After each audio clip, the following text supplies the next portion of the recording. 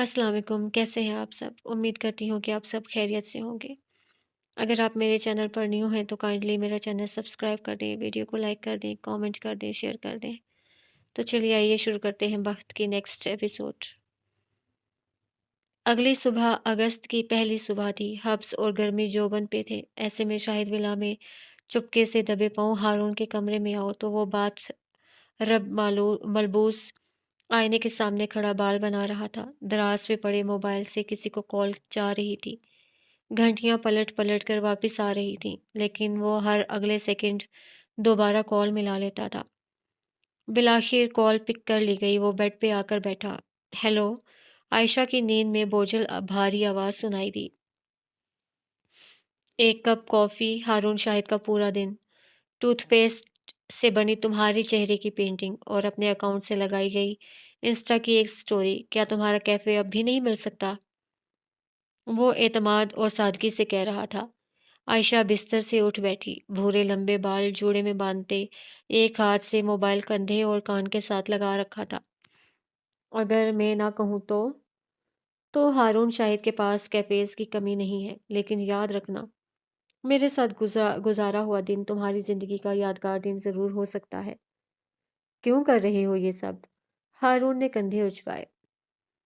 ہم دونوں کو ایک دوسرے کے لیے قربانیاں دینے کی عادت ہے، میں نے اس سے کہا تھا۔ جب پوری دنیا اسے اداس کرے گی تب ہارون اسے ہنسائے گا۔ وقت آ گیا ہے کہ وعدے نبھائے جائیں۔ عائشہ مسکرائی تھی۔ گو کہ میں جیلس ہو رہی ہوں، لیکن خیر مجھے منظور ہے۔ میں جانتی تھی تم مجھے اپنی پینٹنگ نہیں دو گے، لیکن میں یہ بھی جانتی تھی تم آرٹسٹ ہو، شرط ریسائیکل کر آؤ گے۔ کیفے آ جاؤ، ڈیل ڈن۔ اس نے کال کاٹ دی۔ ہارون طمانیت سے مسکرایا۔ اپنی عزت کرنے کا مطلب یہ نہیں ہوتا کہ آپ اپنے عزیزوں اور دوستوں کے ایفرٹس کرنا اور قربانی دینا چھوڑ دو۔ یہ متکبری اور خود غرض پن ہوتا ہے۔ ہر انسان کو ان دونوں چیزوں میں فرق سیکھ لینا چاہیے۔ اس کے ہاتھ اب حال سلطان کا نمبر ڈائل کر رہے تھے۔ کچھ گھنٹے بعد شہر کی مصروف شاہراہ پہ واقع چھوٹے سے کیفے میں خوشی کا ماحول تھا۔ دو وکیل تھے، کاغذات تھے، کیک تھا۔ عمر حیات، حال سلطان اور ہارون تھے۔ سائن کرتی حالے کے ہاتھ کانپ رہے تھے۔ اس کے ساتھ بیٹھے حسن نے اس کے کندھے پہ اپنا بازو پھیلایا۔ اب کہ اس کی آنکھوں سے آنسو نکلے، اس نے سائن کیے، پھر ہارون کو دیکھا، عمر کو دیکھا۔ وہ دونوں بھی مسکرا رہے تھے۔ ان سے ذرا فاصلے پہ بیٹھی لیل ان سب سے بے نیاز، بری طرح بیزار بیٹھی تھی۔ کیک کے ٹکڑے ٹکڑے کاٹ کاٹ کر کھاتی وہ اس میلو ڈرامہ کے ختم ہونے کا انتظار کر رہی تھی۔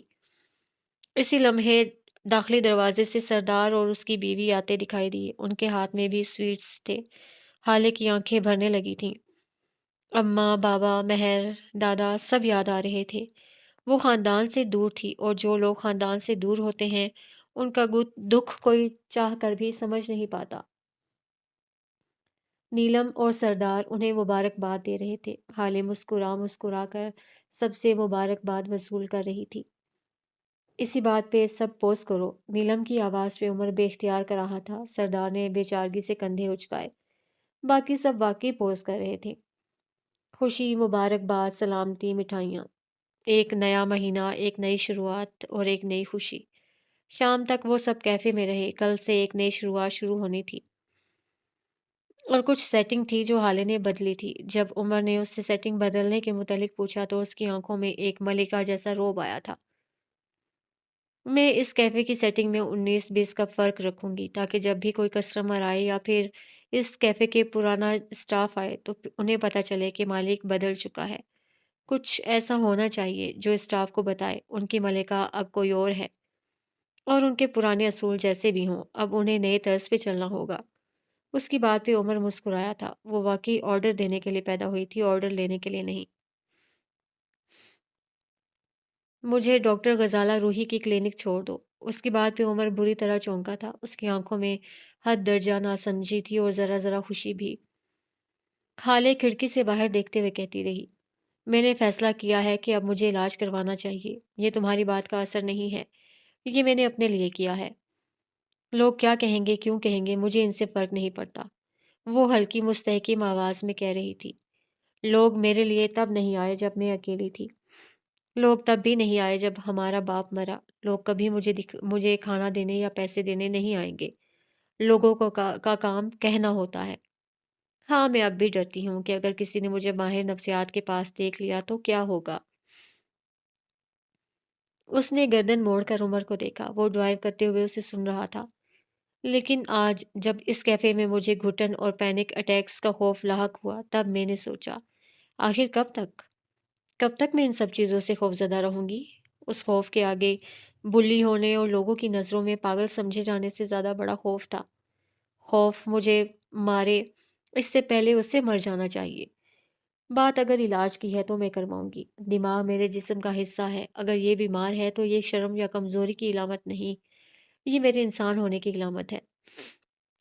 مجھے اب کوئی شرمندگی نہیں ہے کہ میرا دماغ بیمار ہے۔ اس نے سر نشست کی پشت سے ٹکا دیا۔ آسودگی سی آسودگی تھی۔ ڈاکٹر غزالہ روحی کا کلینک آ چکا تھا۔ عمر نے ایک نظر حالے کو دیکھا۔ وہ گھبرائی ہوئی پریشان تھی لیکن گردن کڑا رکھی تھی۔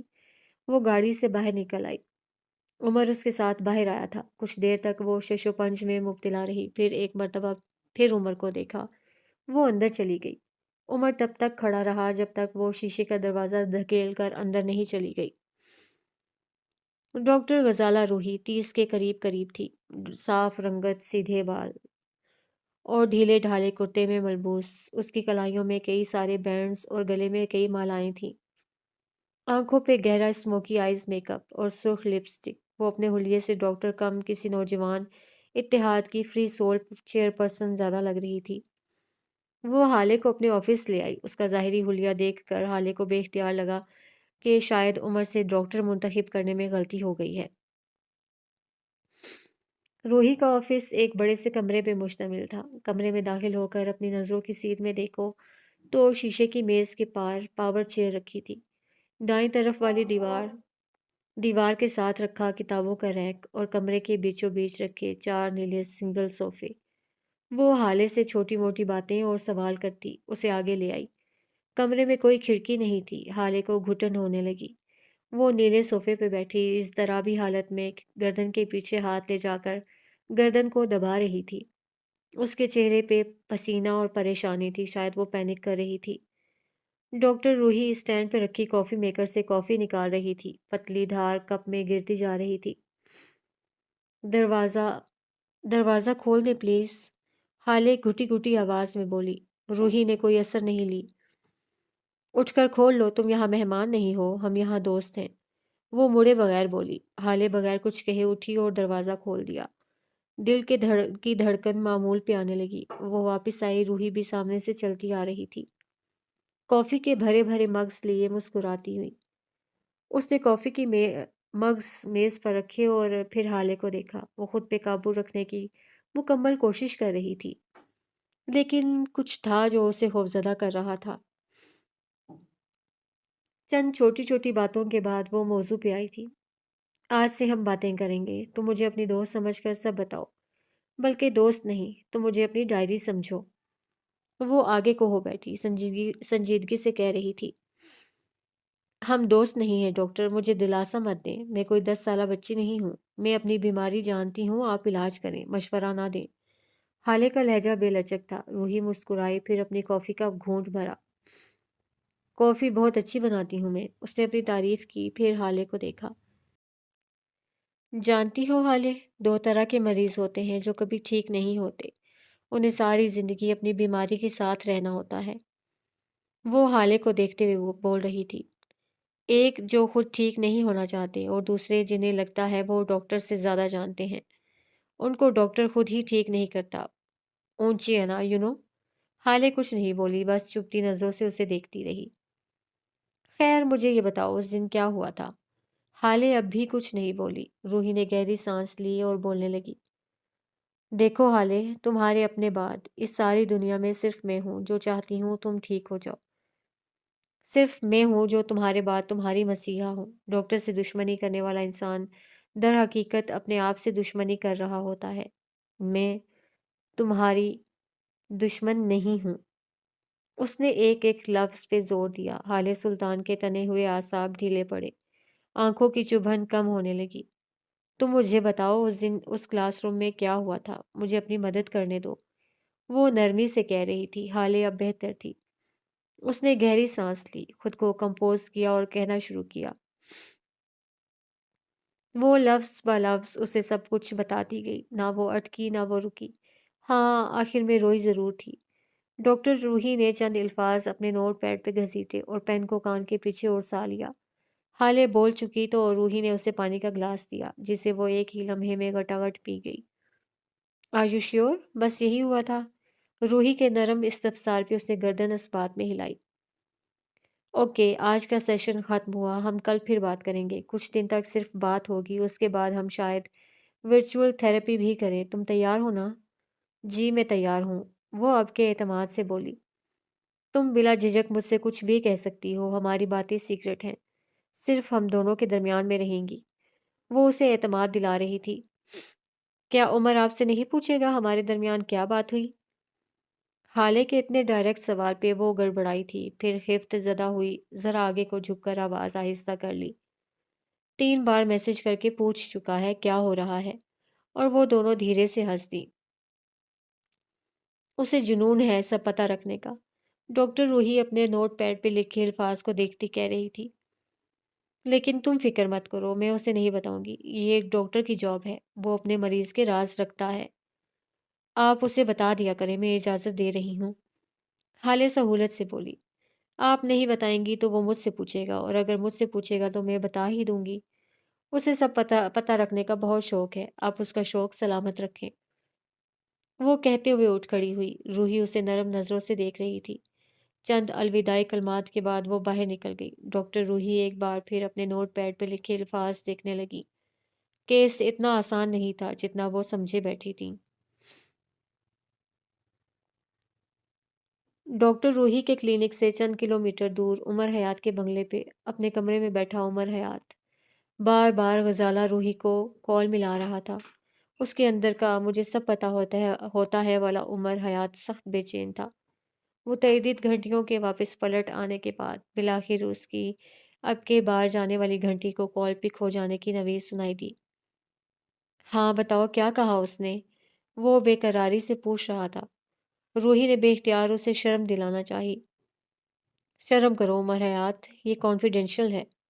अब तुम बता रही हो या नहीं? वो सख्त बेजारी से बोला। रूही ने गहरी सांस भरी। उसने उस रोज़ होने वाला वाक़या अच्छी तरह बगैर अटके बिना किसी दिक्कत के सुना दिया, ऐसे जैसे किसी फ़िल्म की कहानी। उसकी याददाश्त कितनी अच्छी है ना। उमर की गर्दन अकड़ गई, जैसे अंदर तक सरशारी उतरी हो। उसकी बीवी कितने मज़बूत आसाब और अच्छी याददाश्त की मालिक थी। ये तो अच्छी बात है ना। मतलब वो अपने इलाज के पहले ही दिन से इतना अच्छा रिकवर कर रही हैं। उमर, रूही ने संजीदगी से उसको टोका। वो झूठ बोल रही है, निरा झूठ। अदाकारी और ड्रामा कर रही है। क्या बकवास कर रही हो तुम? वो वाकई बीमार है। उमर को वाज़े तौर पे बुरा लगा था। मैंने कब कहा वो बीमार नहीं है, लेकिन वो अपनी बीमारी में कुछ न कुछ छुपा रही है। वो वाक़े को अपनी तरह से बता रही है। मुझे लगता है कोई है जिसे वो प्रोटेक्ट कर रही है। कोई है जिसे वो कवर अप कर रही है। उमर हयात वो अपनी कहानी के विलन को जानती है, लेकिन उसे कवर अप कर रही है। आखिर में वो ज़ोर देकर बोली थी। मुझे कुछ समझ नहीं आ रहा, तुम क्या कहना चाह रही हो? उमर ने नासमझी ज़ाहिर की। अब मेरी बात गौर से सुनो। जब मैंने हाले से उसकी बीमारी के मुतालिक सवाल किया, तब उसकी आंखों में कोई खौफ नहीं था, कोई दर्द नहीं था। उसने मेरी आंखों में आंखें डालकर बगैर अटके, बगैर किसी दिक्कत के पूरी कहानी सुना दी। उमर मुकम्मल यकसुई से उसे सुन रहा था। उसे सांस तक रोक रखा था। रूही कहे गई। कोई भी ज़हनी मरीज़, चाहे उसे किसी भी किस्म का ज़हनी मर्ज़ लाहक हो, उसे वाक़या एक फ़्लो में याद नहीं रहता। ट्रॉमास इंसानी याददाश्त को मुतासिर करते हैं। जब मरीज़ अपनी ट्रेजेडी सुना रहा होता है, वो खौफ़ज़दा होता है। वो हाल में नहीं होता। वो अपने माज़ी में, अपने ट्रॉमा के दरमियान में होता है, और उसे वाक़या पूरी तफ़सील के साथ याद नहीं रहता। उसे कभी एक टुकड़ा याद आता है, कभी दूसरा और कभी तीसरा। या फिर उसे याद सब होता है, लेकिन वो उसे बताते वक़्त हिचकिचाहट या दिक्कत का शिकार रहता है। अब की उमर को कुछ-कुछ समझ आ रही थी। उसके अब्रू तफक्कुर से सिकुड़ते जा रहे थे। रूही ने इज़ाफ़ा किया। दूसरी बात, मरीज़ का दिमाग एक डिफेंस सिस्टम बना लेता है। उसे लगता है उसने कोशिश की थी खुद को बचाने की, खुद को प्रोटेक्ट करने की, लेकिन वो कर नहीं सका। वो मरीज़ के दिमाग का बनाया झूठ होता है, हालाँकि कहानी में वो झूठ भी नहीं है। उसकी कहानी साफ-सुथरी झोल से पाक है। वो बहुत सीरियस केस है उमर। उसकी आवाज़ में अब के फ़िक्रमंदी थी। उमर ने हाथ जलाया, गहरी साँस ली। कमाल है रूही, इतनी बात पे इतना परेशान कर दिया, इसमें क्या है? अगर वो असल विलन का नाम नहीं बता रही, तुम बीमारी का इलाज करो ना, सिम्पटम्स को क्यों देख रही हो? अपने ऑफिस की पावर चेयर पे बैठी रूही ने बाकायदा अपना सर पीटा था। उमर हयात साहब, इंसान इतने सिंपल नहीं होते जितने नजर आते हैं। इंसान का बीमारी से लड़ने का सबसे बड़ा हथियार होता है उसका विल पावर। दूसरा, ब्लेम गेम। दिमाग बहुत बड़ा इगोइस्टिक होता है। वो कभी भी नहीं मानता कि उसके फंक्शंस खराब हुए, वो कमज़ोर है या फिर उसने अपने मालिक को बीमार किया, दुख दिया, स्ट्रेस दिया। वो ऐसे में ब्लेम गेम खेलता है, किसी न किसी इल्ज़ाम को वजह या इंसान को ज़िम्मेदार ठहरा देता है। हालाँकि दिमाग ने कभी ब्लेम गेम खेली ही नहीं। तुमने मुझे बताया था वो वाक़यात मिक्स अप करती है, लेकिन वो असल विलन को ज़िम्मेदार नहीं ठहरा रही। उसका दिमाग जानता है असल ज़िम्मेदार कौन है। वो दिमाग के साथ गेम खेल रही है, उसे डबल क्रॉस कर रही है। इसलिए उसका दिमाग उलझ रहा है, दिमाग परेशान है कि उसे करना क्या है। क्या अब तुम समझे कहानी के विलन का जानना इतना ज़रूरी क्यों है? वो मतानत से कहकर अब उससे सवाल कर रही थी। उमर ने चंद लम्हे के लिए सोचने के लिए, गौर करने के लिए। कोई इंसान अपनी कहानी के विलन को क्यों कवर अप करेगा? वो इस नुक्ते पे अटक गया था। कोई मोहब्बत, कोई खौफ, कोई डर, या फिर उसे लगता होगा कोई उसका यकीन नहीं करेगा। कुछ भी हो सकता है। क्या वो ठीक हो जाएगी? अब के वो वाक़ई परेशान हुआ। बीमारी को लाइलाज छोड़ना इतना बुरा नहीं होता, जितना उस बीमारी का इलाज आधे में छोड़ना बुरा होता है। दबी हुई खौफज़दा बीमारी इंसान को हॉन्ट नहीं करती, क्योंकि वो एक अरसे से उसके साथ रह रहा होता है। वो खुद को उस बीमारी का आदी बना चुका होता है। उसे लगता है जैसे वो इतना अरसा उस बीमारी के साथ रहा है, आगे भी रह लेगा। बीमारी उसको हॉन्ट नहीं करती, क्योंकि एक चीज़, एक वाक़या अगर बार-बार आपके साथ होता रहे, तो आप उसके यूज़्ड टू हो जाते हैं। ऐसा इंसान अपने इलाज के साथ सीरियस नहीं होता, जिस तरह हाले नहीं है। उसका ट्रॉमा, उसकी बीमारी, वो इन सब के साथ यूज़्ड टू है। उसे लग रहा है वो डॉक्टर से ज़्यादा जानती है, और जिस इंसान को लगे कि वो डॉक्टर से ज़्यादा जानता है, ऐसा इंसान कभी सेहतयाब नहीं हो सकता। क्या वो उस विलन का नाम बता देगी? रूही ने फ़ख्र से सर हिलाया। मैंने इसके जैसे 1000 लोगों को डील किया है, खुदा की कसम उमर, अगर उससे इसकी कहानी के विलन का नाम ना निकलवाया, तो मेरे नाम से डॉक्टर हटा देना। उमर ने आहिस्तगी से सर इस बात में हिला दिया। मुझे अपडेट्स देती रहना, उसने कहकर कॉल काट दी। अब अगर डॉक्टर रूही के ऑफिस में जाकर उसके नोट पैड पे देखो, तो वहाँ 3 अल्फाज लिखे थे। झूठी कवर अप विलन अदाकारी, झूठे आंसू, हक है। उसने सर झटका। नीले सोफे और कॉफी मेकर उसे खामोशी से काम करते हुए देख रहे थे। अगले दिन कैफे में खासी गहमा गहमी थी। ये कैफे 2 मंजिला था और अंग्रेजी तर्ज पे बना था। बाहर से देखो तो गहरा गुलाबी पेंट दीवारों को ढके हुए था। यूं कि दीवार के ऊपर से लेकर आधी दीवार तक गुलाबी पेंट था। फिर बीच में 3-4 फुट का फासला था। इस फासले वाली जगह पे गुलाबी चेरी ब्लॉसम पेंट किए गए थे। उस 4 फुट के बाद फिर नीचे तक वही गुलाबी पेंट दरवाज लकड़ी का दरवाज़ा पार करते अंदर आओ, और फर्श को देखो तो ऐसे मालूम होता था जैसे लकड़ी का बना हो। लेकिन हकीकत ये थी कि उसके बनाने के लिए इस तरह का मटेरियल इस्तेमाल किया गया था कि बस पैर रखने के बाद ही पता चल जाता था कि फर्श लकड़ी का नहीं है। दीवारों पे पेंट नहीं था, ऐसा वॉलपेपर लगा था जैसे अखबार के तराशे काट कर लगाए गए हों, या फिर एक लंबा थान नुमा अखबार खरीद कर दीवारों पे लपेट दिया गया हो। मेन हॉल काफ़ी वसी था। फीकी अखबार नुमा दीवारों के बरक्स मेज़ें और कुर्सियाँ अतरंगे रंगों वाली थीं। यूं के पीली कुर्सियां जामनी सब्ज और गहरे नीले रंग की मेज़ों के गिर्द सजी थीं। मेज़ और कुर्सियां भी कुछ इस किस्म की थीं कि पतली लंबी मेज़ ऊंची होकर सीने तक आती थी, जबकि कुर्सियां नीचे को झुकी हुई थीं। جہاں ہال میں رکھی کرسیاں ختم ہوتی تھیں وہیں ذرا آگے جاؤ تو کچن بنا تھا، وہاں سے سرخ فینسی اینٹوں کی اوپر کی جانب جانے والی سیڑھیاں بنی تھیں۔ اوپر چڑھ کر دیکھو تو یہاں کافی کاٹ کباڑ تھا، پینٹ بھی اکھڑا ہوا اور ٹوٹی پھوٹی کرسیاں بھی۔ دائیں جانب کچن بنا تھا، متعدد کافی میکرز اور چائے بناتے دو لوگ، اور سینڈوچ اور باقی بھی کچھ ہلکا پھلکا کھانا بناتے لوگ جو کہ آج نہیں تھے۔ آج اس کچن میں عمر حیات تھا، حال سلطان تھی اور لیل سکندر تھی۔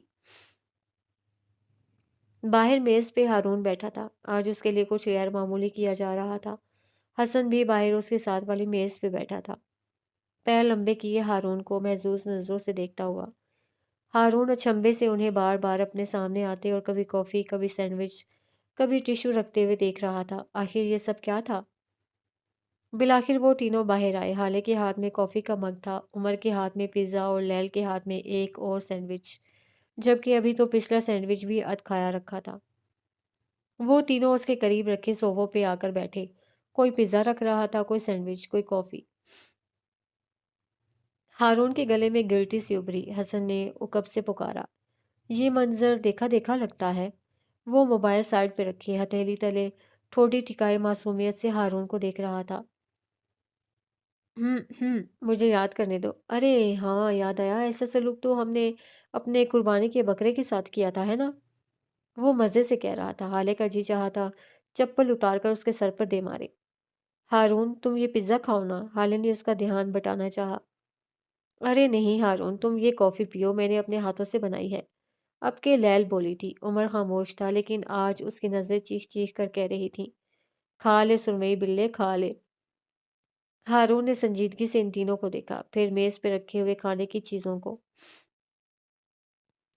صاف صاف بتاؤ اس کے اندر کیا ہے، کہیں زہر وہر تو نہیں ڈال دیا؟ دیکھو، اگر زہر دے رہے ہو تو میرے پپا تمہیں چھوڑیں گے نہیں، میں اکلوتا ہوں۔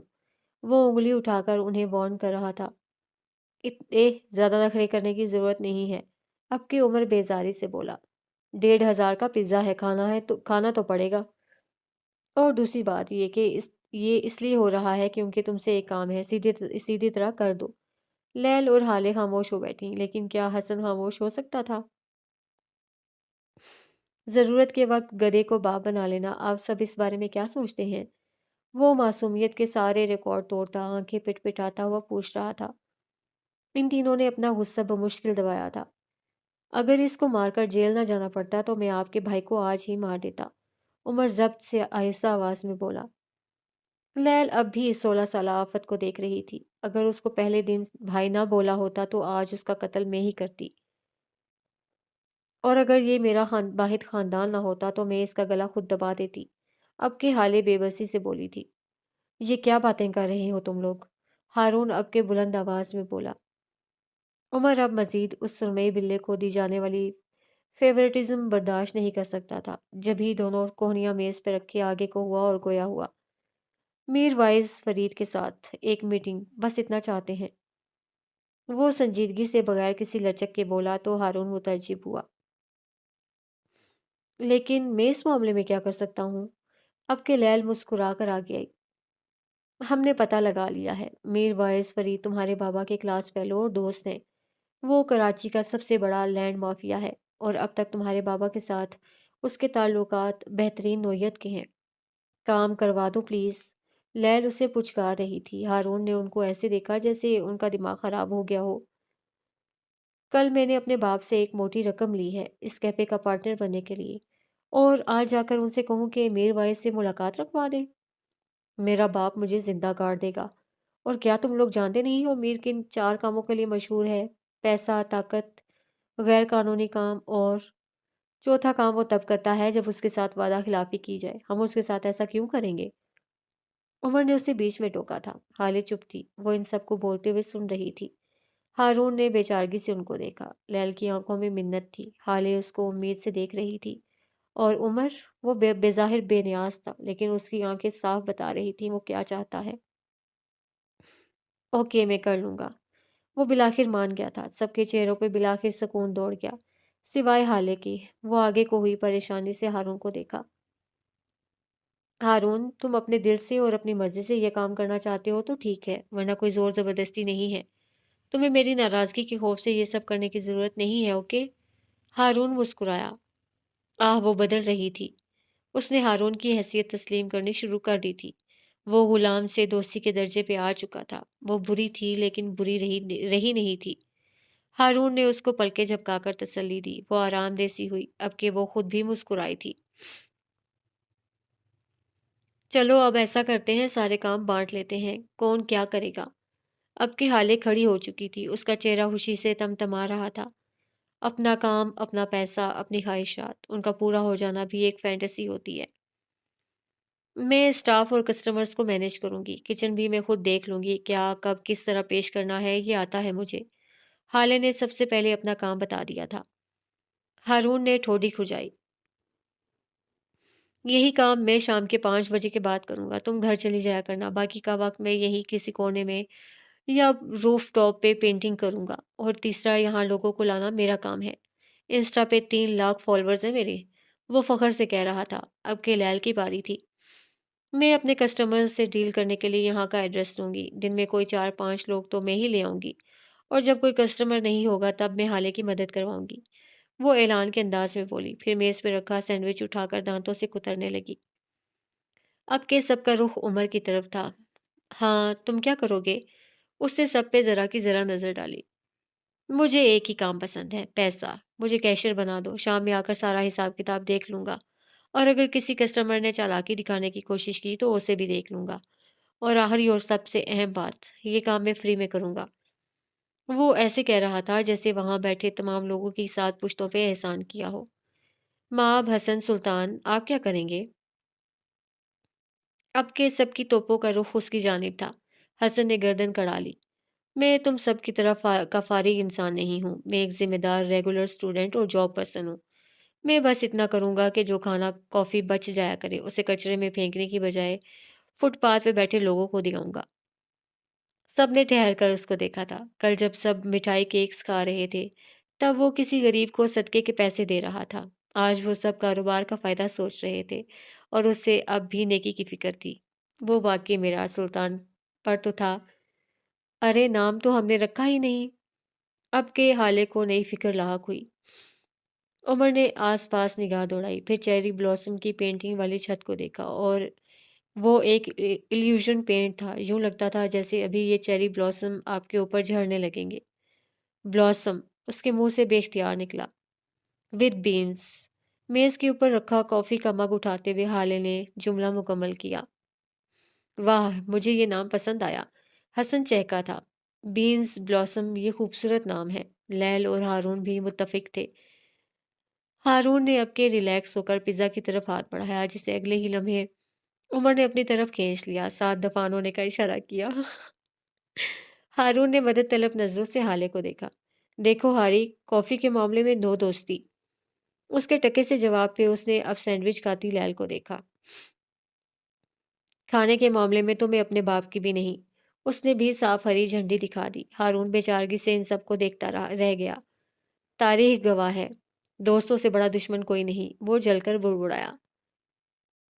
اسی تازہ صبح میں اگر سلطان منزل کی عمارت میں جاؤ اور پھر راہداری اور سارا گھر لڑتاڑ کر سفیر سلطان کے کمرے میں جاؤ تو وہ ابھی نہا کر باہر نکلا تھا۔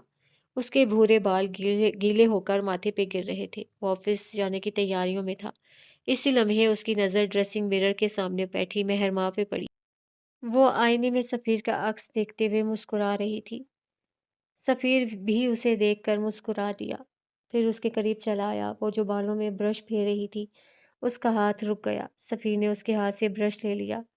میں بہت خوش ہوں سفیر، وہ اس کے عکس کو دیکھتے ہوئے محبت سے کہہ رہی تھی۔ مجھے لگتا ہے جیسے سب کچھ ٹھیک ہو گیا ہے، سب فکس ہو گیا ہے، اب کچھ برا نہیں ہوگا۔ کچھ بھی نہیں، آپ کی محبت میرے لیے امرت ہے۔ سفیر اس کی بات سنتے ہوئے اس کے بالوں میں نرمی سے برش پھیرے گیا۔ لیکن ایک خوف ہے سفیر جو ختم نہیں ہو رہا، جو میرے دل سے جا ہی نہیں رہا۔ اس نے گردن موڑ کر سفیر کو دیکھا۔ وہ انہی نرم نظروں سے اسے دیکھ رہا تھا۔ مجھے لگتا ہے یہ کوئی فیری ٹیل کا جادو ہے جو ایک چھناکے سے ٹوٹ جائے گا۔ آپ نے کہا تھا مجھے حالے کی طلاق کروانی ہوگی، میں نہیں کروا سکی۔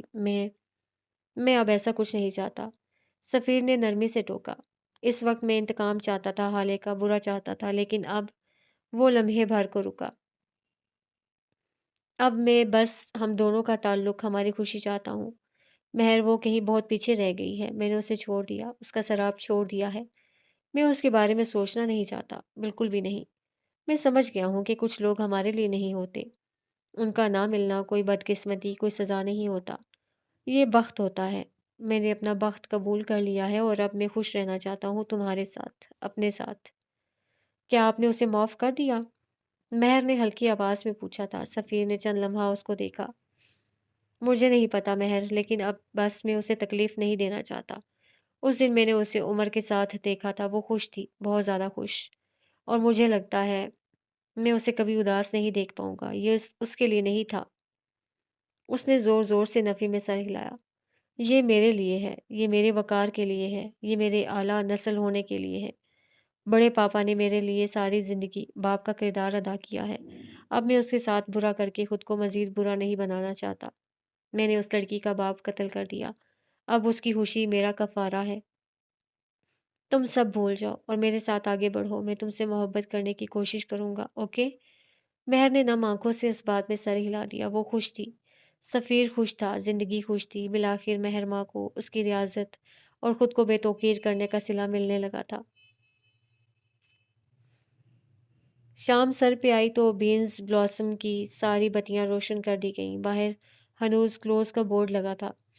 عمر، لیل اور ہارون جا چکے تھے، آخری کے چند کام تھے جو حالے دوڑ دوڑ کے کر رہی تھی۔ اس نے اسٹاف نہیں نکالا تھا، پرانے اسٹاف کو نئی ہدایت دی گئی تھی۔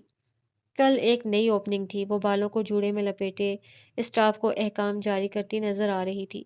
تھکن حد سے سوا ہونے لگی تھی۔ دفتن وہ چونک کر رکی۔ اسے اپنے عقب میں کسی کے کھڑے ہونے کا احساس ہوا تھا۔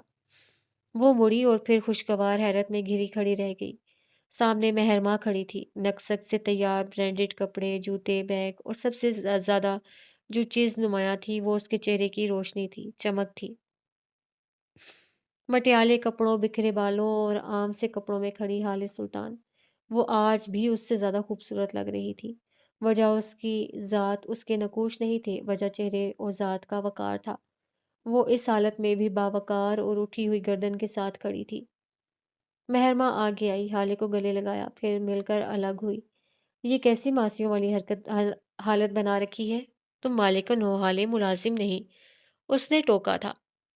مجھے ملازم یا مالک میرا حلیہ نہیں، میرا حکم دینے کا طریقہ بناتا ہے۔ میں پھٹے پرانے کپڑوں میں بھی ان سے باتیں منوا سکتی ہوں، اور برانڈڈ کپڑوں میں بھی، وہ سادگی سے کہتی اسے لیے آگے چلی آئی۔ اس کے لہجے میں کوئی طنز نہیں تھا، البتہ مہر کو واضح برا لگا تھا۔ کوئی وقت تھا جب تم میری باتیں خاموشی سے سن لیتی تھی۔ وہ میز کے گرد رکھی کرسی پہ بیٹھتی ہوئی بولی۔ آج تم مجھے جواب دینے لگی ہو حالے، کہیں عمر حیات کا رنگ تو نہیں چڑھ رہا؟ وہ طنزیہ کہہ رہی تھی۔ حالے کو معاملات خراب ہوتے دکھے تو اس نے ایسی کوئی بات نہیں، آپ کو زیادہ فیل ہو رہا ہے کہہ کر بات ختم کر دی۔ مہرماں بھی خاموش ہو بیٹھی، پھر ایک تائرانہ نظر اطراف میں ڈالی۔ اچھی جگہ ہے، پیسے کہاں سے لائی؟ اس نے بس یہی پوچھا تھا، نہ مبارک نہ کوئی حوصلہ افزائی۔ بس اللہ نے کرم کر دیا، وہ چھوڑیں، آپ بتائیں کیا لیں گی؟ اس نے کہتے ساتھ ایک لڑکے کو آواز دی۔ وہ دوڑا چلا آیا۔ بارستہ سے کہو 2 اسپریسو ڈبل شاٹ، لڑکے سے کہہ کر وہ دوبارہ مہر کی جانب متوجہ ہوئی۔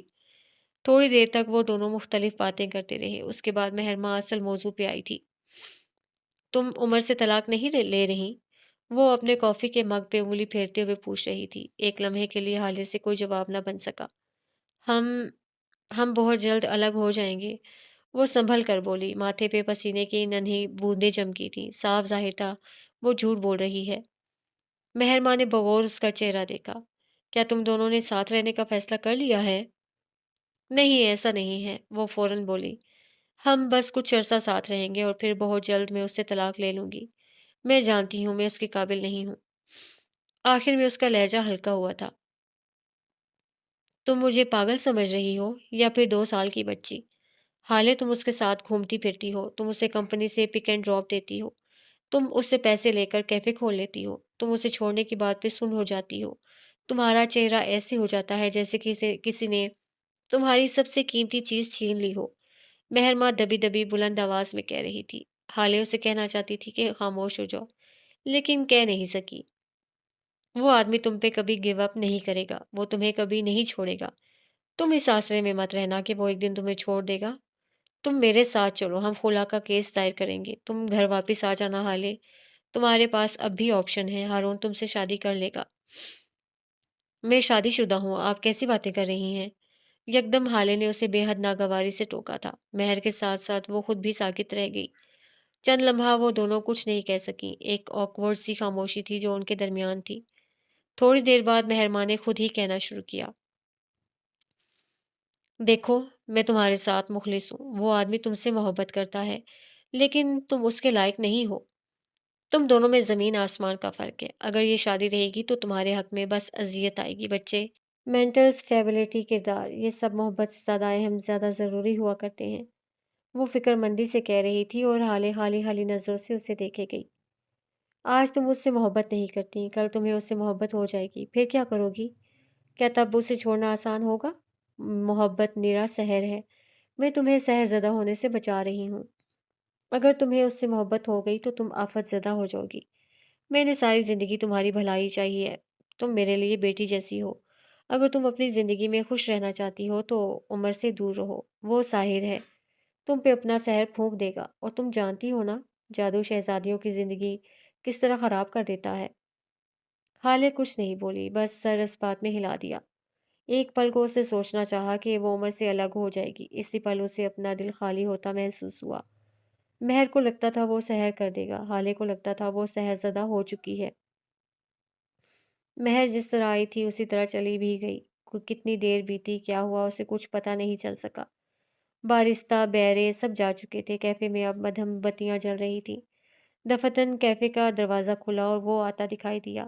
حالے سر کو میز پہ گرائے پڑی رہی۔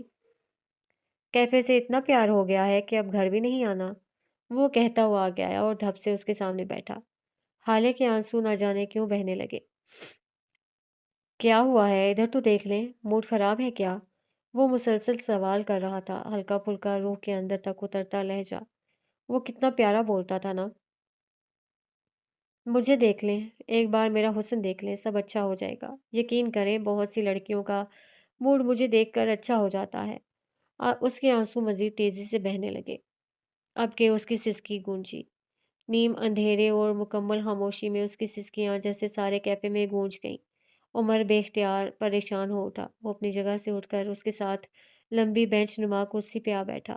حالے اب سر جو اٹھائے، چہرہ ہاتھوں میں چھپائے بری طرح رو رہی تھی۔ آپ آپ رو کیوں رہی ہیں؟ کسی نے کچھ کہا ہے کیا؟ کیا پیسے چاہیے؟ حالے پلیز بتاؤ، مجھے تکلیف ہو رہی ہے، وہ فکر مندی سے اس کے ہاتھ چہرے سے ہٹاتے ہوئے کہہ رہا تھا۔ میں میں تمہیں میں تمہیں چھوڑنا نہیں چاہتی، وہ سسکیوں کے درمیان بمشکل بول سکی۔ میں چاہتی ہوں چاہے ہماری طلاق بھی ہو جائے تب بھی تم میری زندگی سے نہ جاؤ، تم میرے دوست بن کر میرے ساتھ رہو۔ وہ بلند آواز میں روتے ہوئے بمشکل بول رہی تھی۔ عمر لمحے بھر کو ٹھہر گیا، کچھ کہہ ہی نہیں سکا۔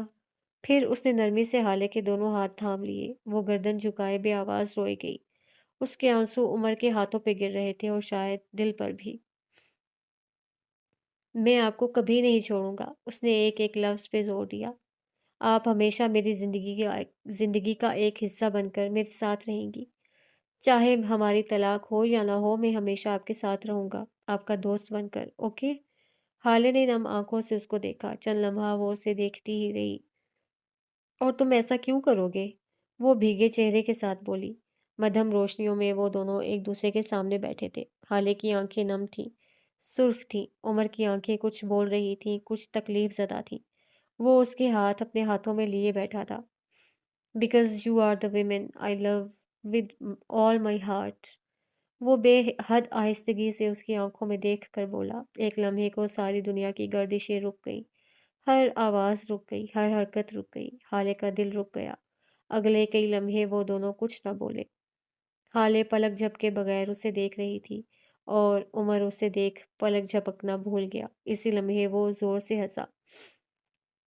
سیریس نہ لیں، فلم کا ڈائلاگ ہے، آج ہی دیکھی ہے میں نے، بہت اچھی فلم ہے۔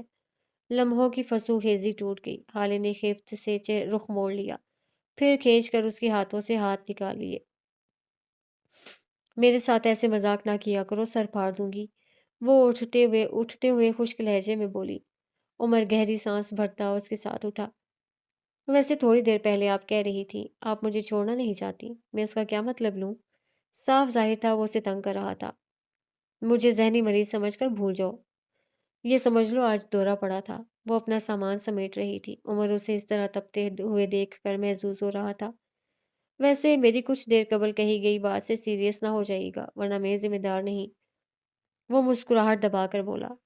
میں پاگل ہوں، لیکن اتنی بھی نہیں، وہ پھاڑ کھانے والے لہجے میں کہتی باہر نکل گئی۔ عمر حیات ہنستے ہوئے اس کے پیچھے گیا تھا۔ اگست کا پہلا عشرہ بیت چکا تھا۔ 14 اگست کی گہما گہمی کے بعد آج وہ کیفے سے ذرا دیر واپس آئی تھی۔ زندگی بے حد مصروف ہو چکی تھی۔ کیفے سنبھالنا جتنا آسان لگتا تھا اتنا تھا نہیں۔ وہ مینجمنٹ کے مختلف آن لائن کورسز کر رہی تھی، ساتھ ساتھ اپنی ذہنی صحت کے لیے وہ باقاعدگی سے غزالہ روحی کے کلینک جا رہی تھی۔ اس وقت وہ لاؤنج میں بیٹھی تھی، صوفے پہ نیم دراز، گھر کے ہلکے پھلکے لباس میں بالوں کو گول مول باندھے وہ ٹی وی پہ چینل بدل رہی تھی۔ اسی وقت عمر اندر آتا دکھائی دیا۔ اس کے ہاتھ میں کافی کے مگ تھے۔ وہ سادہ ٹی شرٹ اور ٹراؤزر میں ملبوس تھا۔ خالے کے ساتھ بیٹھتے ہوئے اس نے کافی کا مگ اسے تھمایا۔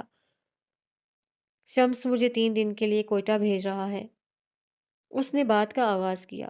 میرا ایک دوست بھی ہے وہاں، اس کی شادی بھی ہے، سوچ رہا ہوں چلا جاؤں، وہ حالے کو دیکھتے ہوئے کہہ رہا تھا۔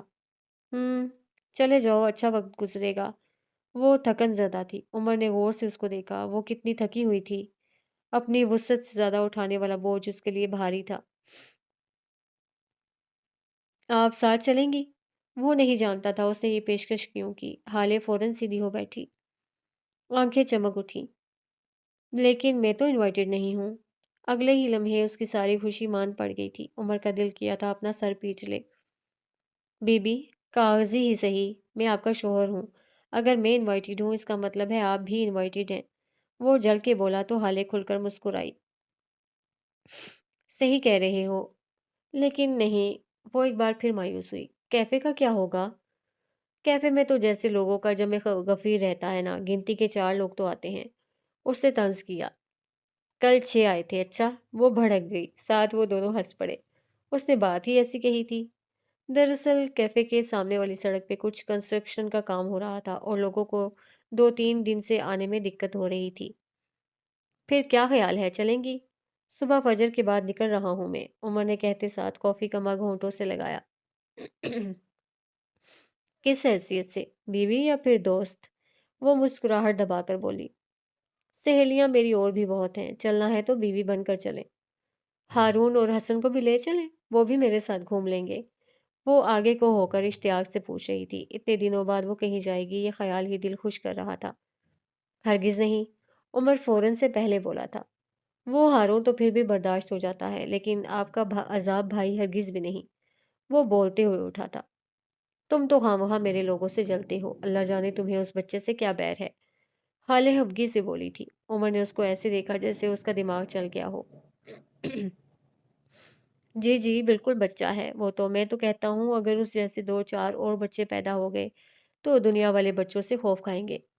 وہ بڑبڑاتا باہر چلا گیا۔ اس کے پیچھے حالے نے فون اٹھا لیا تھا اور اب وہ کوئی نمبر ڈائل کر رہی تھی۔ کچھ دیر بعد وہ اپنے کمرے میں تھی۔ حسن اور ہارون اس کے بیڈ پہ بیٹھے تھے۔ ہارون اس کا میک اپ اور باقی کاسمیٹکس کی چیزیں چھوٹے بیگ میں ڈال رہا تھا۔ حسن منہ بسورے بیٹھا تھا۔ حالے الماری میں منہ دیے کھڑی تھی۔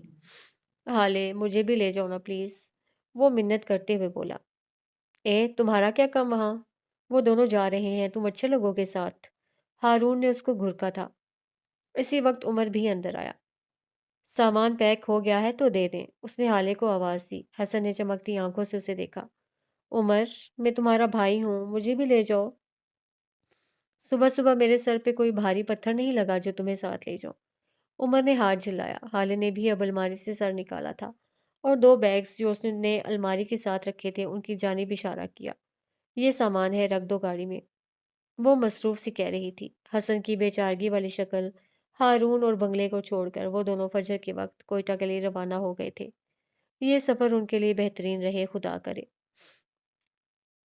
سفر اچھا گزر رہا تھا۔ شام کے قریب وہ لوگ بولان پہنچ چکے تھے۔ بولان کوئٹہ سے پہلے آنے والا شہر ہے۔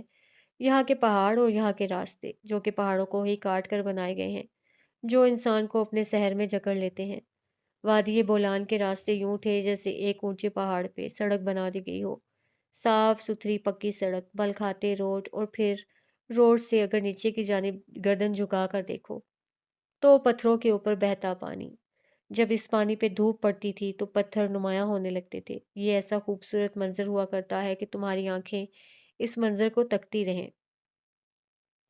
وادی بولان کی ایک خاص بات یہ بھی ہے کہ جب آپ یہاں سے سفر کر رہے ہوں گے تو آپ کو ایسا لگے گا جیسے آپ کے کان سن ہو گئے ہوں، جیسے آوازیں ٹھیک طرح سے سنائی نہ دے رہی ہوں۔ اس کی وجہ یہ ہے کہ وادی بولان اونچائی کی طرف ہے اور یہاں ہوا کا دباؤ بہت زیادہ ہے۔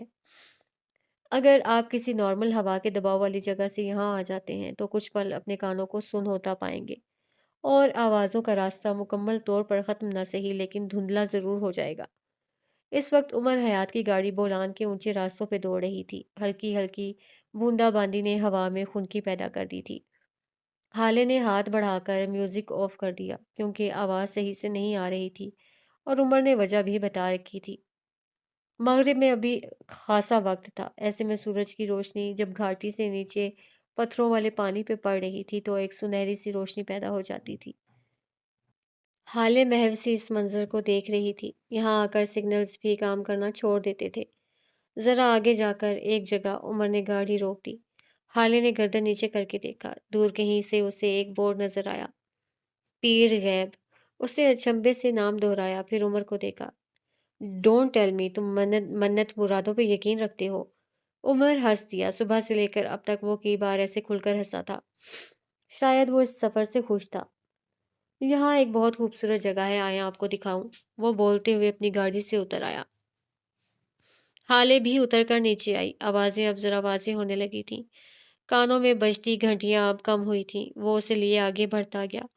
بولان میں سڑک سے نیچے اتر کر پانی کی طرف جانا مشکل نہیں ہوتا۔ پہلی وجہ یہ کہ اونچائی زیادہ نہیں ہوتی، دوسری وجہ یہ کہ راستہ اتنا مشکل نہیں ہوتا۔ پتھر یوں پھیلے ہوئے ہوتے ہیں کہ انسان بآسانی نیچے گھاٹی تک جا سکتا ہے۔ بس پتھروں پہ چل کر پیر ذرا دکھ جاتے ہیں۔ یہ کوئی چھوٹے چھوٹے نوکیلے پتھر نہیں ہوتے، یہ ہتھیلی جتنے موٹے موٹے پتھر ہوتے ہیں۔ بولان سے لے کر کوئٹہ تک ان پتھروں کی بہتات تھی۔ وہ اس کے ساتھ چلتی ہوئی نیچے آئی۔ پیر تک جانے کا راستہ کہاں تھا وہ نہیں جانتی تھی، لیکن جہاں اسے عمر لایا تھا یہ کوئی الگ ہی جگہ تھی۔ بے اختیار اس کے منہ سے واہ نکلا تھا۔ منظر کچھ یوں تھا کہ چاروں جانب پہاڑ ایک گولائی کی صورت تھے۔ پہاڑوں کے اوپر چھوٹے چھوٹے سبز درخت تھے اور ان پہاڑوں سے پانی کا چشمہ پھوٹتا تھا، ایک جانب سے نہیں، 3 مختلف جگہوں سے۔ وہی پانی جب نیچے گرتا تھا تو سبز درختوں کا عکس اس میں پڑتا تھا، جو کہ اس پانی کو سبز دکھاتا تھا اور کبھی کبھی نیلا بھی۔ یوں لگتا تھا جیسے پانی سبز اور نیلا سا ہو، ایک دائرہ سبز ایک دائرہ نیلا، پانی گرنے کا شور سارے علاقے میں پھیلا ہوا تھا۔ یہ وجہ تھی جو میں فلائٹ سے نہیں لایا آپ کو، ورنہ آپ بولان میں اپنے کان بند ہوتے کیسے محسوس کرتی؟ وہ حالے کے عقب میں کھڑا پانی پہ نگاہیں جمائے کہہ رہا تھا۔ پیر غائب کا پانی گرنا کیسے دیکھ پاتی آپ؟ تم نے اچھا ہی کیا، میں نے بہت انجوائے کیا ہے، سارا سفر خوبصورت تھا۔ حالے نے تائید کی، لیکن وہ رکی، پھر نیچے بیٹھ کر پانی میں پیروں کو ڈبو لیا۔ مجھے کانوں کے بند ہونے سے بڑی کوفت ہوتی تھی۔ اس نے برا سا منہ بنایا۔ وہاں کے مقامی لوگ بھی یہی تھے، شاید وہ پیر سے دعا لے کر آ رہے تھے۔ لوگوں کا ہجوم کم تھا، البتہ لوگ تھے ضرور۔ عمر اس کے ساتھ بیٹھ گیا۔ مجھے کبھی بھی آوازوں کے بند ہونے سے کوفت نہیں ہوئی، وہ پانی کے شور میں حالے کے ساتھ بیٹھا کہہ رہا تھا۔ مجھے ہمیشہ رعب سا محسوس ہوا ہے۔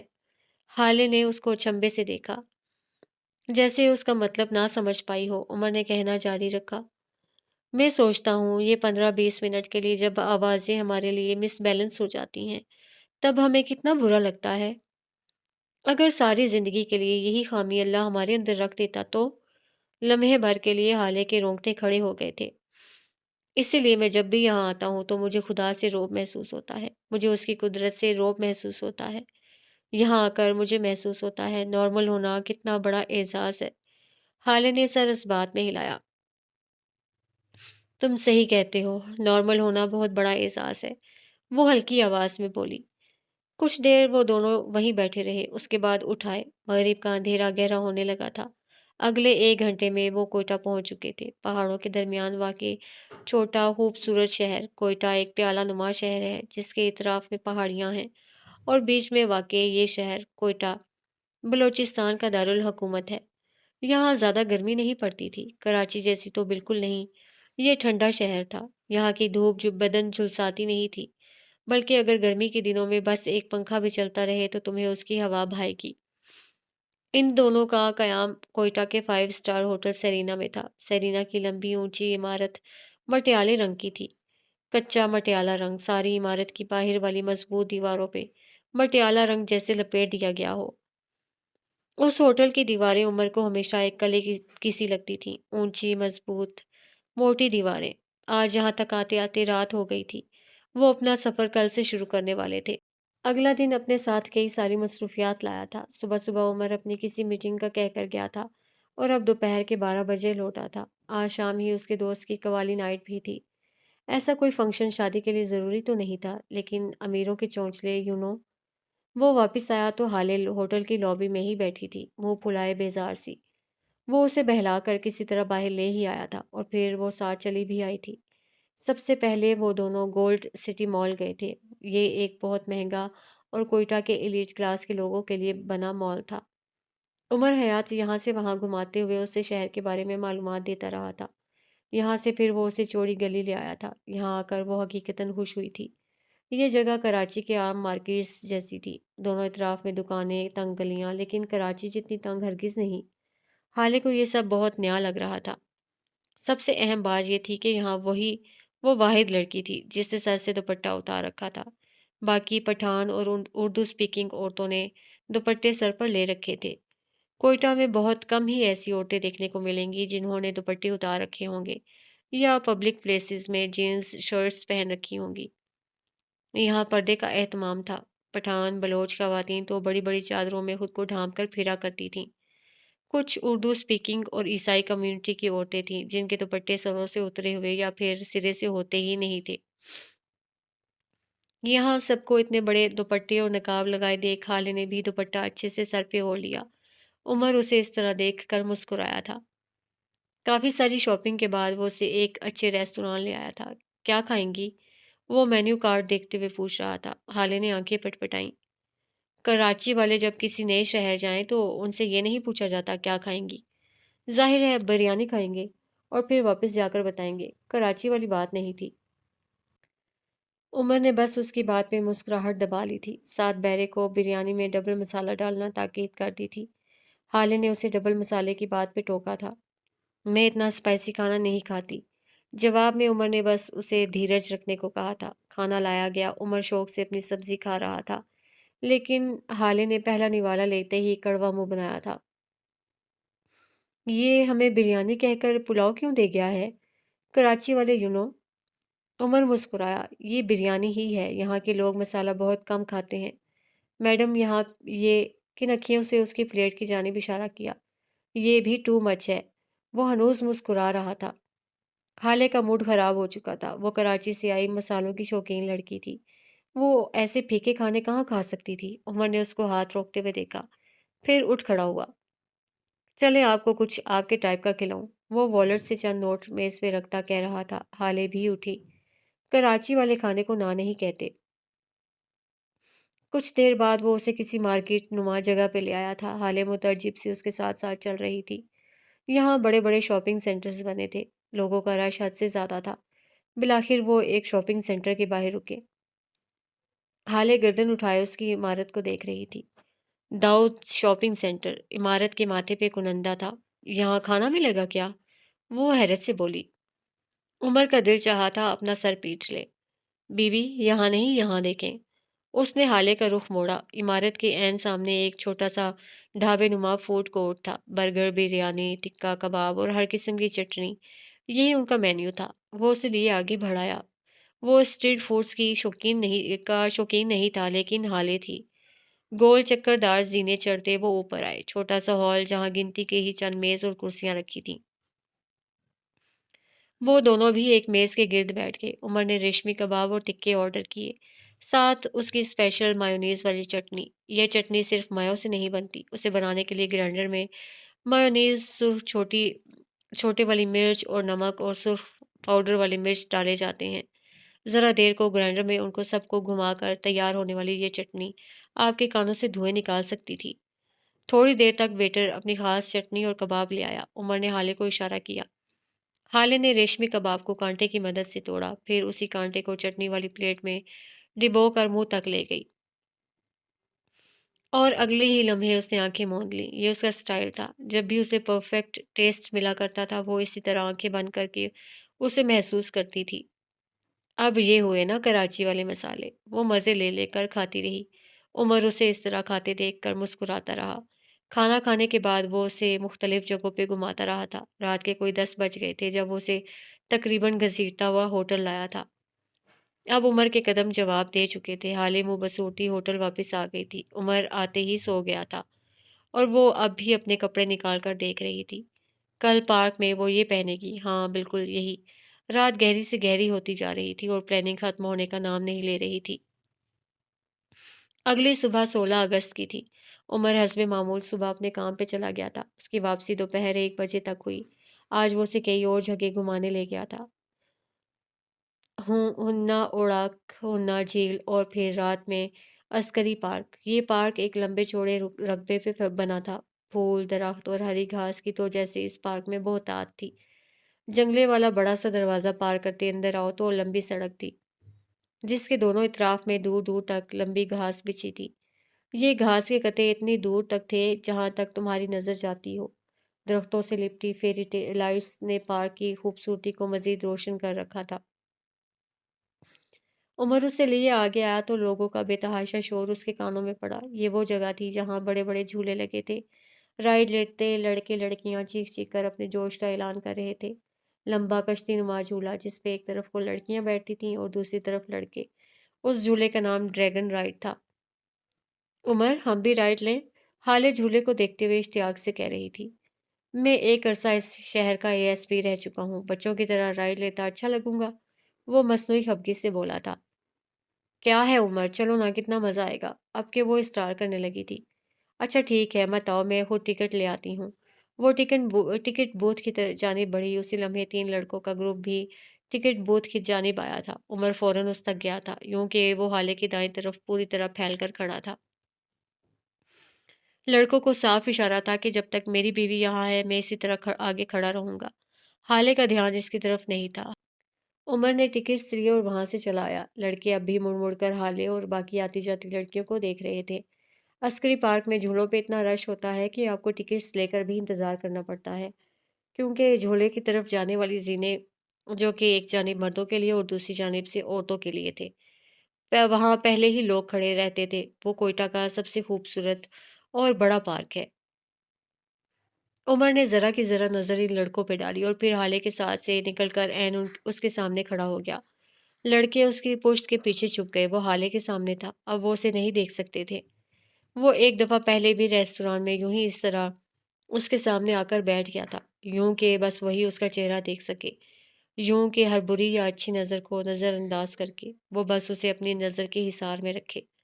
حالے نے رائڈ لے لی، عمر ساتھ نہیں بیٹھا۔ وہ کم از کم اس رائڈ کے لیے نہیں جا سکتا تھا۔ اب وہ دونوں پاپ کارن کے پیکٹ ہاتھوں میں لیے یہاں سے وہاں گھوم رہے تھے۔ پھر ایک جگہ عمر خود ہی رکا۔ وہ سائیکل کے پہیے جیسا گول، اونچا، بلند جھولا تھا۔ وہ فیرس وہیل تھا۔ عمر مسکراتے ہوئے اس کی ٹکٹس لے آیا۔ حالے کو یہ رائڈ کچھ خاص پسند نہیں تھی۔ دوسرا، یہ جھولے کراچی کے مقابلے کم تیز چلتے تھے۔ اب کراچی والوں کے جوش کا کیا مقابلہ! لیکن وہ عمر کے ساتھ کافی انجوائے کر رہی تھی۔ بالآخر وہ فیرس وہیل پہ اس کے ساتھ آ بیٹھا۔ وہ دونوں جیسے پنجرے میں بند ہو گئے ہوں۔ پہلے پہل تو حالے کو کچھ خاص مزہ نہیں آیا، لیکن جب رائڈ اوپر جا کر ایک لمحے کو رکی تو ایک لمحے کے لیے سب رک سا گیا۔ عمر کے اشارے پہ اسے گردن موڑ کر دیکھا۔ یہاں سے سارا کوئٹہ شہر نظر آتا تھا۔ اس رائڈ کی سب سے خاص بات یہی تھی، 3 سے 4 سیکنڈ کے لیے ہر دفعہ رائڈ اسی طرح رک جایا کرتی اور پھر وہ پھر سے بے تابی سے اس منظر کو دیکھتی۔ وہ اتنا خوبصورت منظر تھا کہ آنکھیں نہیں بھرتی تھیں۔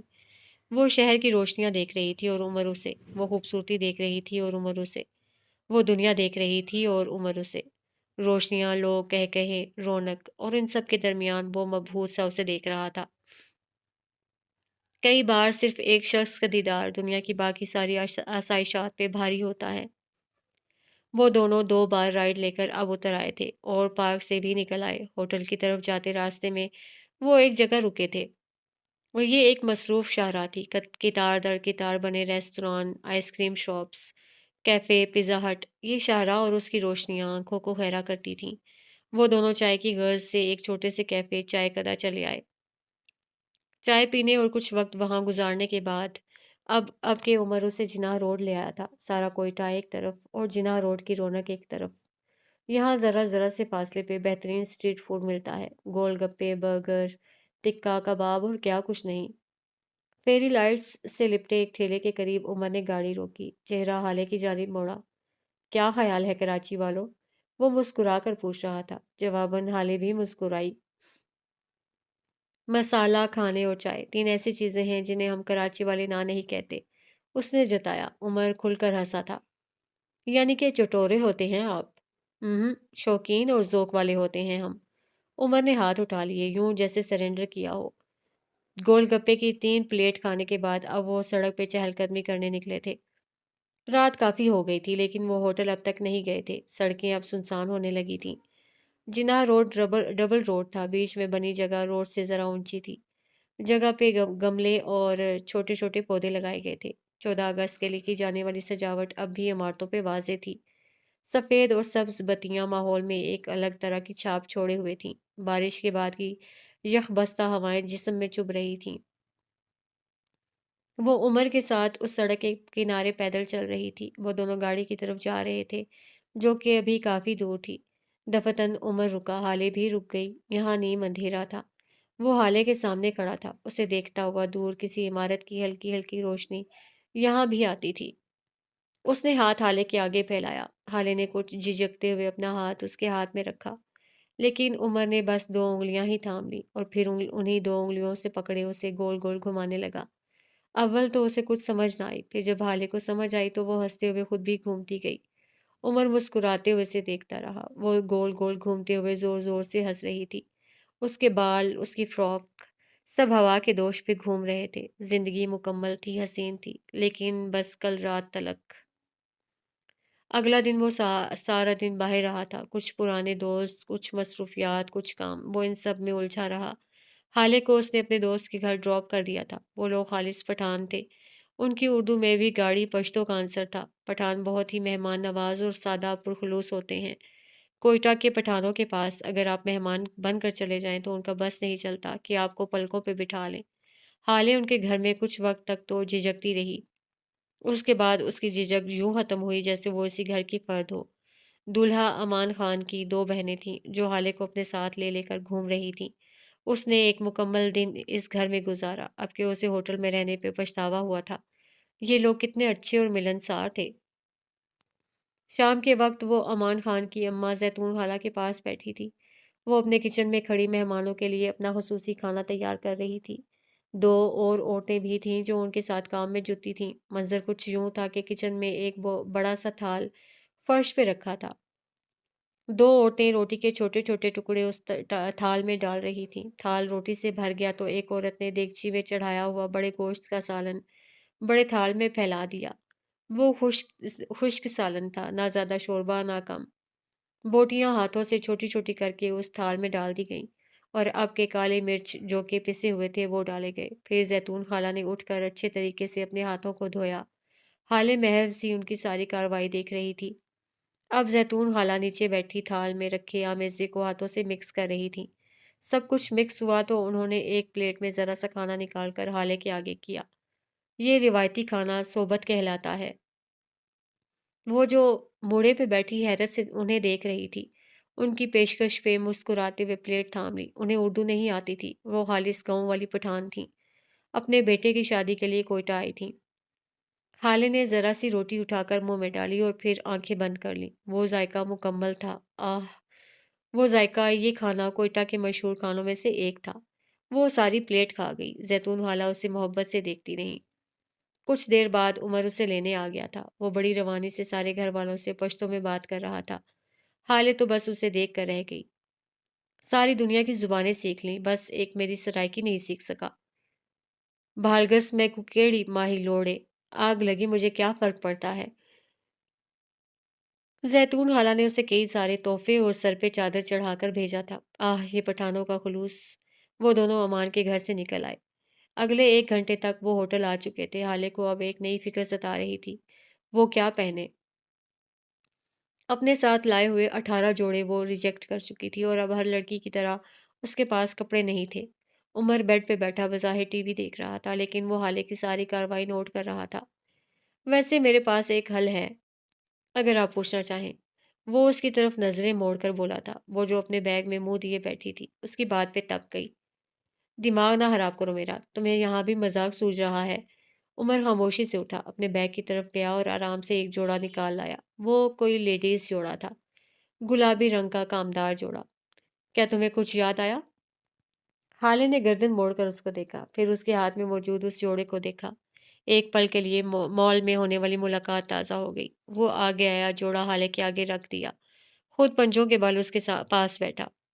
وہ خاموشی سے اسے تک رہی تھی۔ اب عمر کوئی جذباتی بات کہے گا، اب شاید پچھلا وقت یاد کرے گا، لیکن وہ جب بولا تو حالے بے اختیار اس کے بولنے پہ پچھتائی تھی۔ اسے پہن لیں پلیز، میرے 10,000 لگے ہیں اس پہ، وہ بے چارگی سے کہہ رہا تھا۔ حالے کلس کر رہ گئی۔ نہیں پہننا، لے جاؤ، اتنی پرواہ ہے اپنے 10,000 کی۔ وہ ایک بار پھر اپنے بیگ میں منہ دے بیٹھی تھی۔ اگر نہیں پہننا تو مجھے واپس کر دیں، یہاں بہت سہیلیاں ہیں میری، دے دوں گا کسی کو۔ میں نیلا طوطا کھلا کر ماروں گی تمہیں بھی اور تمہاری سہیلیوں کو بھی، وہ غرا کر بولی۔ ساتھ جوڑا جھپٹ کر اٹھایا اور باتھ روم کی جانب بڑھ گئی۔ اب تو طے تھا کہ وہ یہی جوڑا پہنے گی۔ ہال برقی کمکموں سے سجا تھا۔ ایک جانب اسٹیج لگا تھا جس پہ کچھ موسیقار بیٹھے تھے۔ اسٹیج سے نیچے نرم قالین بچھے تھے جس پہ قطار در قطار لوگ بیٹھے تھے۔ شام میں خوب بارش ہوئی تھی اور بارش کوئٹہ کو یخ برف بنا دیتی ہے۔ تیز ہوا اگست میں بھی دسمبر جیسی لگ رہی تھی۔ کچھ دیر قبل وہ لوگ کھلے آسمان تلے بیٹھے تھے، لیکن اب چاروں طرف ٹینٹ لگا دیے گئے تھے۔ سردی ذرا کم ہوئی تھی، لیکن ٹھنڈی ہوا اب بھی کپ کپانے پہ مجبور کر دیتی تھی۔ موسیقار کی آواز سب کو سر دھلنے پہ مجبور کیے ہوئے تھی۔ مردوں نے شالیں پہن رکھی تھیں، عورتوں نے اپنے دوپٹے اپنے گرد اوڑھ لیے، لیکن محفل برخاست نہ کر سکے۔ عمر حیات سیاہ شلوار قمیض میں ملبوس تھا، کندھے پہ آف وائٹ شال ڈال رکھی تھی۔ حالے نے اسے پہلی مرتبہ ان کپڑوں میں دیکھا تھا۔ وہ حقیقتاً بہت اچھا لگ رہا تھا، یا پھر اب وہ اسے اچھا لگنے پہ مجبور کر چکا تھا۔ وہ اس کے ساتھ ہی بیٹھا تھا۔ حالے نے گلابی جوڑا پہن رکھا تھا، کامدار اور بھاری جوڑا۔ کانوں میں آویزے، بھورے بال کرل کر کے پشت پہ کھلے چھوڑ دیے تھے۔ وہ اچھی لگ رہی تھی۔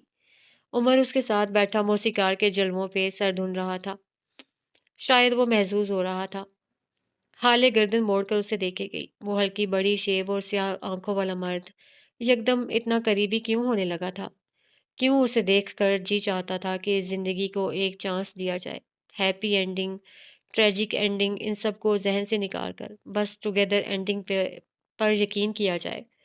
آج یہاں بیٹھے ہوئے اس نے فیصلہ کیا تھا کہ اگر اب کی بار عمر نے کوئی پیش قدمی کی تو وہ انکار نہیں کرے گی۔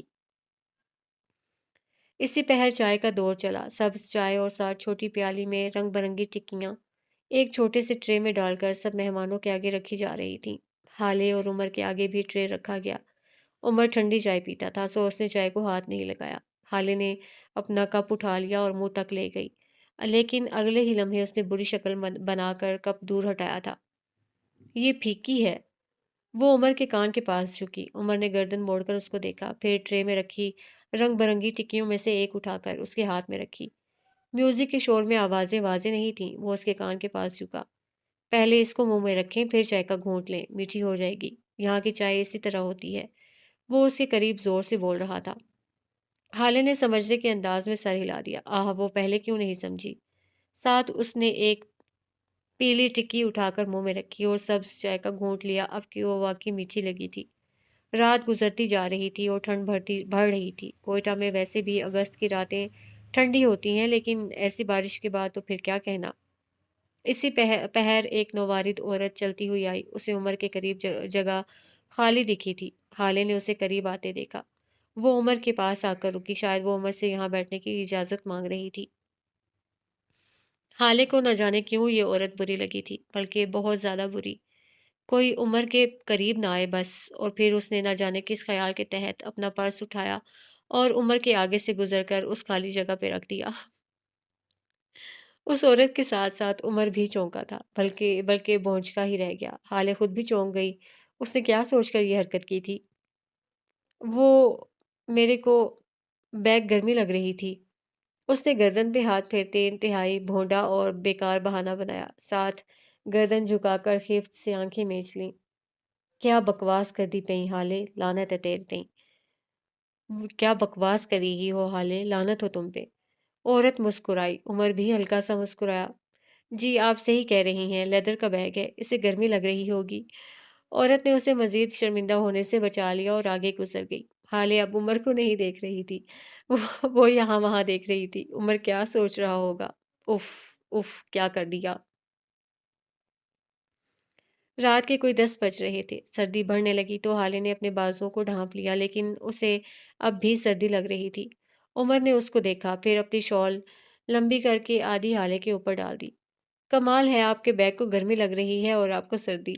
وہ اس کے قریب جھک کر بولا، لیکن حالے نے اس کی آواز نہیں سنی۔ وہ بس اس لمحے کو اپنی یادداشت میں محفوظ کر رہی تھی۔ برقی کمکموں کی روشنی میں، کھانوں کی خوشبو کے درمیان، سبز چائے کے چلتے دور، یخ بستہ ہواؤں کی سنگت، جا چکی بارش اور مدھم موسیقی کے حصار میں اس پہ یہ ادراک ہوا کہ یہ سب بیکار ہے۔ زندگی تو بس اس شخص سے ہے جو اپنی شال کا آدھا حصہ اس کے اوپر ڈالے ہوئے تھا۔ یہ زندگی کا بونس مومنٹ تھا۔ کئی لمحے بعد حالے اس کی گود میں رکھے موبائل کو دیکھ رہی تھی، جس پہ کوئی میسج چمک رہا تھا۔ Happy birthday Umar, sorry for being late, ساتھ اسمائلی ایموجی۔ اس نے گردن اٹھا کر اسے دیکھا۔ وہ اس کے بالکل قریب ہی تو تھا۔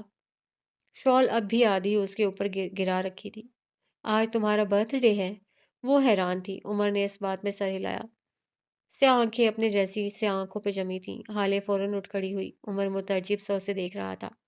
اٹھو چلیں، وہ اس سے کہہ رہی تھی، اور وہ اس کے ساتھ ہی اٹھا تھا۔ اگلے پل لوگوں نے ان دونوں کو وہاں سے جاتے دیکھا تھا، اور پھر اس سے اگلے کئی پل بعد وہ شہر کی ایک بیکری کے باہر کھڑے تھے۔ عمر سخت خوف زدہ تھا۔ بچہ تھوڑی ہوں میں، چھوڑیں یہ سب۔ لیکن حالے اس کی بات سنی انسنی کرتی اندر چلی گئی۔ وہ باہر ہی کھڑا رہا۔ البتہ وہ گلاس وال سے دیکھ سکتا تھا کہ وہ کس اشتیاق سے کیک نکلوا رہی تھی۔ پھر اس کا فون بجا تھا۔ وہ عمر کی شال کندھوں پہ اوڑھے فون کان سے لگا گئی۔ بیکر اسے کیک تھما رہا تھا۔ حالے نے اس سے کیک لیا، پیسے دیے، موبائل ہنوز کان سے لگا رکھا تھا، اور پھر اگلے ہی لمحے عمر نے وہ خوبصورت کیک اس کے ہاتھوں سے چھوٹ کر گرتے دیکھا۔ اس نے حالے کی آنکھوں میں تکلیف دیکھی، اور پھر اس سے اگلے لمحے اس نے ان آنکھوں کو اپنے لیے اجنبی ہوتے دیکھا۔ وہ بیکری کے اندر تھی اور وہ سیاہ لباس میں بیکری کے باہر۔ ان دونوں کے درمیان بس گلاس وال تھی۔ لیکن کیا تمہیں اب بھی لگتا ہے کہ ان دونوں کے درمیان بس گلاس وال تھی؟ گلاس وال کے پار سے وہ اسے دیکھ رہا تھا۔ روشنیوں میں گھرا اس کا چہرہ زرد نظر آ رہا تھا۔ چمکتی آنکھوں میں آنسو تھے۔ وہ آگے نہیں گیا، وہ جا ہی نہیں سکا۔ ایک الہام تھا جو اسے اترا تھا، ایک وجدان تھا جو اسے ملا تھا، کہ اب اس کی کوئی پیش قدمی، اس کی کوئی بات گلاس وال کے اندر موجود انسان کی آنکھوں کے اجنبی پن کو دور نہیں کر سکتی۔ وہ ساکت کھڑا رہا۔ بیکری کے عملے نے اس کے پیروں میں گرا کیک صاف کر لیا تھا۔ وہ اب بھی لتھڑے ہوئے پیروں کے ساتھ وہیں کھڑی تھی، ساکت شل۔ لڑکا اسے کچھ کہہ رہا تھا، شاید نیا کیک، شاید آدھی قیمت پہ، لیکن وہ نہیں سن رہی تھی۔ وہ انہی لتھڑے ہوئے پیروں کے ساتھ باہر نکل آئی۔ اس کی آنکھیں خشک تھیں، ان میں کوئی نمی نہیں تھی۔ عمر اسے اپنے قریب آتے دیکھتا رہا۔ وہ آئی اور عمر کے بالکل قریب آ کر رکی۔ سیاہ آنکھیں اٹھا کر اس کو دیکھا۔ چند لمحے وہ یوں ہی اسے دیکھتی رہی، بغیر پلک جھپکے، پھر بغیر کچھ کہے آگے چلی گئی۔ عمر اس کے پیچھے گیا تھا، کافی دور تک۔ وہ دونوں اسی طرح خاموشی سے ساتھ چلتے رہے۔ پھر اس نے حالے کو کہتے سنا، تم نے کہا تھا بھیڑیے کبھی چھپ کر وار نہیں کرتے۔ اس کی آواز ہلکی تھی، دور کہیں سے آتی ہوئی۔ بھیڑیے وفادار ہوتے ہیں، بہادر ہوتے ہیں، ریپ نہیں کرتے، چوری ڈاکہ نہیں ڈالتے، گولیاں نہیں چلاتے، دھوکہ نہیں دیتے۔ تم نے کہا تھا نا؟ وہ چلتے چلتے رک گئی، مکمل رخ اس کی جانب موڑ کر اس کو دیکھا۔ عمر کے چہرے پہ اسٹریٹ پولز کی روشنی پڑ رہی تھی، حالے کا چہرہ اندھیرے میں تھا۔ تم نے کہا تم انسان نہیں ہو، بھیڑیے ہو، اور میں نے یقین کر لیا تھا۔ عمر اسے دیکھ رہا تھا، چپ، ساکت۔ وہ 2 قدم آگے آئی، ٹھنڈی ہوا کا جھونکا سرسرا کر گزرا۔ دور کہیں کتے بھونکے۔ اس نے چہرہ عمر کے قریب کیا۔ تم ایک بات بتانا بھول گئے عمر، تم نے بھیڑیوں کی ایک خصوصیت بھلا دی۔ وہ ایک لمحے کو رکی۔ بھیڑیے غاصب نہیں ہوتے عمر، وہ بے بسی سے بولی، اور عمر حیات کو کوئٹہ شہر کے سارے پہاڑ اپنے سر پہ گرتے محسوس ہوئے۔ وہ شاکڈ رہ گیا۔ بھیڑیے کسی کا مال، کسی کی زمین، کسی کا زیور غصب نہیں کرتے۔ تم نے کہا تھا تم بھیڑیے ہو، لیکن تم انسان نکلے عمر، تم انسان نکلے۔ وہ بدقت کہہ پا رہی تھی۔ عمر کی گردن اب بھی کھڑی تھی، لیکن اس کی آنکھیں، ان میں اب بالکل ذرا سی تکلیف تھی۔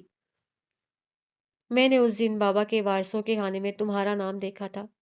بینک میں جب آپ کو اپنا کوئی زیور، قیمتی چیز یا پھر بھاری رقم رکھواتے ہیں تو وہ لوگ آپ سے آپ کے مرنے کے بعد یہ سامان کسے دینا ہے آپ کی اس وارث کا نام اور نمبر لکھوا لیتے ہیں۔ میں نے اس نام کو ایسے اندیکھا کیا جیسے کبھی دیکھا ہی نہ ہو۔ مجھے لگا تم بھیڑیے ہو، اور بھیڑیے غاصب نہیں ہوتے۔ اس کے لہجے میں زمانوں کا کرب تھا۔ تم انسان نکلے عمر، تم انسان نکلے۔ وہ تکلیف، بے بسی اور کرب سے بولی۔ دور کہیں کسی گھڑی میں 12 بجنے کا اشارہ ہوا تھا۔ حال سلطان کی طرح عمر حیات کا برتھ ڈے بھی خراب ہو چکا تھا۔ وہ چند پل سرخ آنکھوں کے ساتھ اسے دیکھتی رہی۔